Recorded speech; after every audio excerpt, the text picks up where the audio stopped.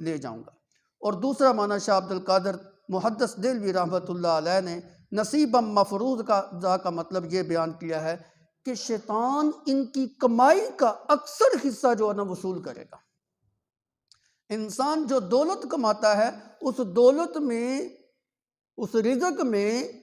اکثر حصہ جو ہے نا شیطان اس سے وصول کرے گا، اور وصول کر کے کیا کرے گا؟ اس کا مطلب یہ ہے کہ غیر اللہ کے نام کے اوپر ان سے خرچ کروائے گا، غیر اللہ کے نام کی نظر نیاز جو ہے نا ان سے دلائے گا، شرک کے اوپر وہ لوگ جو ہے نا اپنے مال کی کثیر تعداد کو جو ہے نا وہ خرچ کریں گے۔ تو وہ یہ بات جو ہے نا کہہ رہا ہے جی وَقَالَ لَأَتَّخِذَنَّ مِنْ عِبَادِكَ نَصِيبًا مَفْرُوضًا، کہ میں تیرے بندوں میں سے ان کے مال کا جو اکثر حصہ ہے وہ ان سے وصول کروں گا، اور وصول کر کے اکثر حصہ جو ہے نا اس کو شرک کی طرف لگاؤں گا۔ تو شاہ عبد القادر محدث دہلوی رحمۃ اللہ علیہ فرماتے ہیں کہ یہاں سے مراد غیر اللہ کے نام کی نظر اور نیاز ہے، کہ وہ شیطان جو ہے نا لوگوں سے غیر اللہ کے نام کی نظر اور نیاز جو ہے نا وہ دلواتا ہے۔ مشرکین مکہ جو تھے نا وہ بھی جس وقت ان کی کھیتیاں پک جاتی تھیں تو ایک حصہ مقرر کرتے تھے، اس حصے کے آگے 2 حصے کرتے تھے، اپنی کھیتی الگ،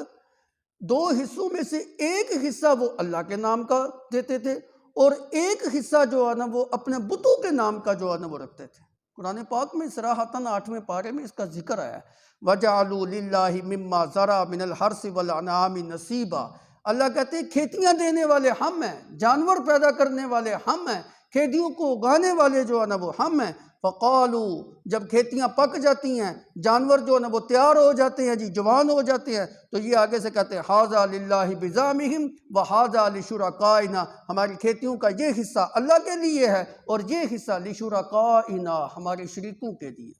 ہمارے بتوں کے لیے ہے۔ اور کبھی ایسا ہوتا کہ اگر بتوں کے نام کا حصہ کم نکلتا، اللہ کے حصے سے نکال کے بتوں کی طرف جو ہے نا وہ زیادہ کر لیتے، لیکن اگر کبھی ایسا ہوتا کہ اللہ کے نام کا حصہ کم نکل رہا ہے تو بتوں سے نکال کر اللہ کی طرف نہیں بڑھا۔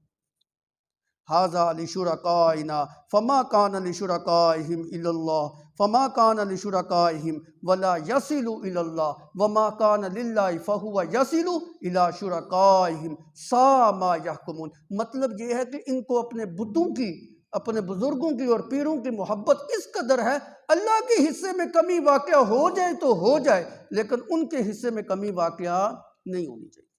یعنی اللہ کے مقابلے میں اپنے بتوں کی اور اپنے بزرگوں کی اور اپنے پیروں کی اور اپنے گدی نشینوں کی ان کی محبت جو ہے نا ان کے دل کے اندر زیادہ ہے۔ اللہ کی محبت اس طرح کی نہیں ہے۔ اور کبھی آپ جو ہے نا وہ دیکھیں نا، آج کل بھی اسی طرح جی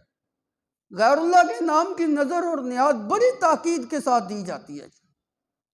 اتنی تاکید کے ساتھ فرائض کی طرف توجہ نہیں ہے، واجبات کی طرف توجہ نہیں ہے، فرض نماز کی طرف توجہ نہیں ہے، زکوٰۃ کی طرف توجہ نہیں ہے، عشر کی طرف توجہ نہیں ہے، صدقے خیرات کی طرف توجہ نہیں ہے، لیکن غیر اللہ کے نام کے نظر نیاز کی طرف بڑی توجہ ہے، بڑے اہتمام کے ساتھ دی جاتی۔ زکوٰۃ کی ہوش نہیں ہے جی، عشر کی ہوش نہیں ہے جی، اور ہر ماہ کی 11 تاریخ کو 11ویں جو ہے نا وہ ضرور دینی ہے۔ یعنی اللہ کے لیے جو ہے نا وہ نکالنا مشکل ہے، اور غیر اللہ کے لیے نکالنا ان کے لیے کس قدر آسان ہے۔ 11ویں کا بڑے اہتمام کے ساتھ جو ہے نا پورے وثوق کے ساتھ، اہتمام کے ساتھ اس کو ادا کریں گے، برادری کو بھی اکٹھا کریں گے، بلائیں گے جی، پیر صاحب گھر آئیں گے جی، وہ 11ویں کا ختم جو ہے نا وہ دلائیں گے۔ فرائض کی طرف توجہ نہیں ہے جی، واجبات کی طرف توجہ نہیں ہے جی، پڑوس کے اندر جناب بھوکے مر رہے ہیں بچے، یتیم بیوہ ہے جی، ان کی طرف توجہ نہیں ہے، دیگیں اٹھا کے جناب درباروں کے اوپر جناب بھاگتے ہوئے جا رہے ہیں، غیر اللہ کے نام کی نظر اور نیاز دی جا رہی۔ تو آج کل کے دور کے اندر بھی جو ہے نا اسی طرح جو ہے نا وہ چلا رہا ہے۔ یاد رکھیے